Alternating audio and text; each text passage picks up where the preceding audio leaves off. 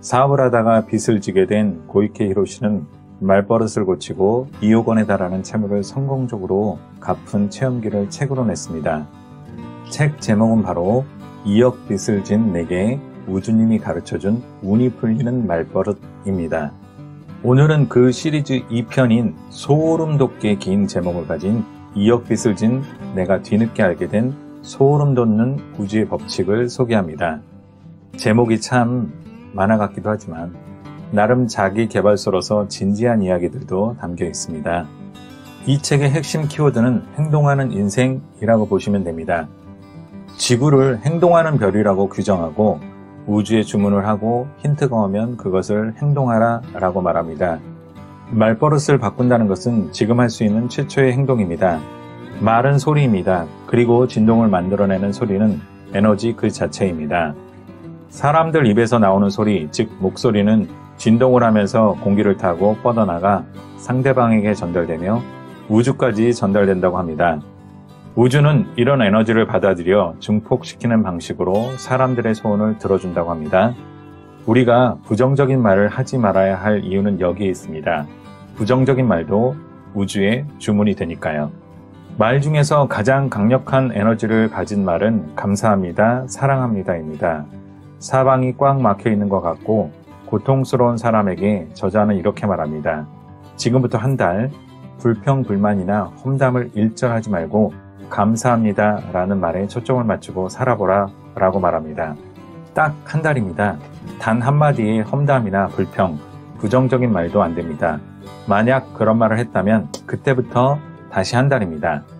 거대한 우주 안에 각자의 우주가 있고 우주와 연결된 파이프 안에 영혼이라는 존재가 있으며 사람의 행동이나 생명의 안전을 담당하기 위한 마음이 있고 마음은 우리의 몸을 지키기 위해 위험 회피 능력이 매우 뛰어납니다. 사람의 마음은 살아남기 위한 안정을 추구하며 이것이 회피의 마음입니다. 어린아이는 자신의 능력으로 먹고 살 수 없기 때문에 부모의 표정을 살피면서 살아가는 기술을 갖춥니다. 우리가 소원을 주문하고 인생을 바꾸려 해도 원래의 부정적인 자신으로 돌아와 버린다면 그것은 어린 시절 살기 위해 마음에 각인시킨 회피 프로그램 때문입니다. 잠재의식에 각인된 회피 프로그램을 전환시키는 방법으로 우주의 파이프 세척법을 권합니다.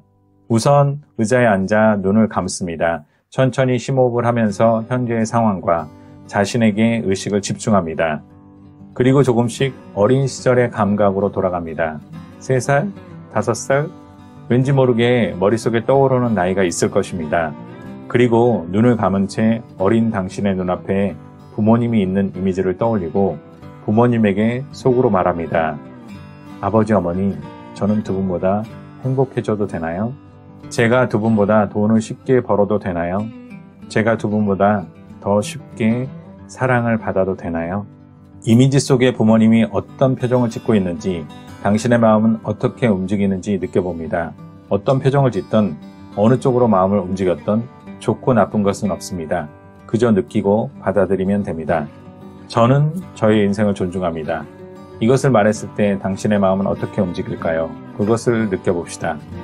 이 심리요법은 어린 시절의 부모에 대한 충성심으로부터 빠져나와 부모의 인생을 존중하고 자신의 인생을 걸어가겠다는 본인의 마음에 대한 선언이기도 합니다. 인간은 필요 이상으로 다른 사람의 시선에 신경을 쓰는 동물입니다. 살고 있는 곳은 자기의 우주인데 지나칠 정도로 다른 사람의 시선에 신경을 쓰는 게 문제입니다. 어떤 것을 바랄 때도 그렇게 보이고 싶은 것인가 아니면 그렇게 되고 싶은 것인가를 항상 확인해야 됩니다. 예를 들어 부자로 보이고 싶다는 것과 부자로 살고 싶다는 것은 의미가 전혀 다릅니다. 사람들은 다른 사람의 시선에는 세밀하게 신경을 쓰면서 정작 자신의 시선이나 마음은 완전히 무시합니다. 자신이 주연인 우주에 존재하면서 조연만 하고 있는 것입니다. 지금 자신의 주축을 이루고 있는 가치관이 이렇게 보이고 싶다는 것인지 이런 사람이 되고 싶다는 것인지 큰 차이가 있습니다. 상냥한 사람으로 보이고 싶다가 아니라 상냥한 사람이 되겠다라고 선언해야 하고 성공한 모습을 보이고 싶다가 아니라 성공하겠다라고 선언해야 합니다. 저자는 이 책에서 시간은 미래에서 현재로 흐른다라고 주장합니다. 사랑을 받고 자라지 못했기 때문에 부모님께 물려받은 게 없어서 이렇듯 과거의 나에서 벗어나지 못하거나 이제 나이도 있는데 돈이 없어서 아이들이 있기 때문에 라고 현재의 상황을 변명하지 말라고 합니다.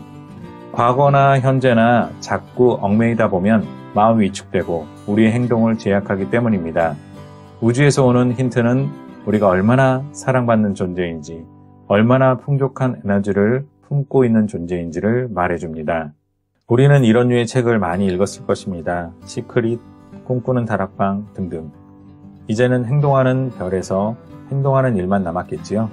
지금까지 2억 빛을 진 내가 뒤늦게 알게 된 소름 돋는 우주의 법칙이었습니다. 감사합니다. 공로드였습니다. 좋아요와 구독 부탁드립니다.